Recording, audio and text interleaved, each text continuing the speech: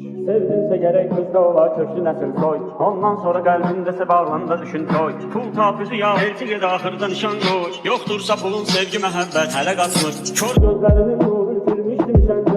Aslında bunun eksili en doğru düşünce. Çok hakkı görebilmeyenin ismi dimence.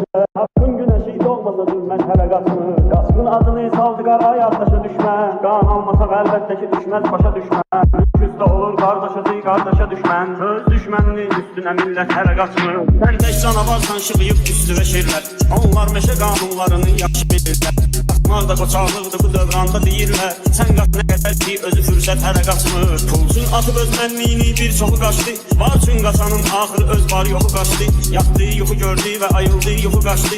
Adı getdi damaqlardakı ləzzət hələ qaçmır. Söz çoxdur demək üçün amma ki müddətimiz az. Hər dərdi də dərdin kimi dərk etmən ağılmaz. Mən meyxana icad edeyim səndən ağıl yaz. Uydurma nağıllar da həqiqət hələ qaçmır. Sevdinsə gerek kızda ola köklü nesil soy. Ondan sonra kalbindese bağlanda düşün toy. Pul tapuzu ya elçiye de ahırda nişan koy. Yoktursa pulun sevgi mehabbet hele kaçmış. Kör gözlerinin nuru bitirmiştim sence.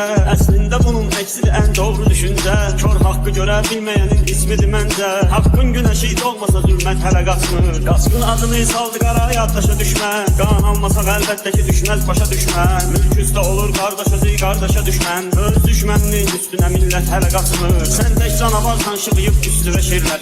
Onlar meşe kanunlarını yaxşı bilirlər. Qaçmaq da qoçaqlıqdır bu dövranda deyirlər. Sən qaç nə qədər ki özü fürsət hələ qaçmır. Pulsun atıb öz mənliyini bir çoxu qaçdı. Var üçün qaçanın axırı öz var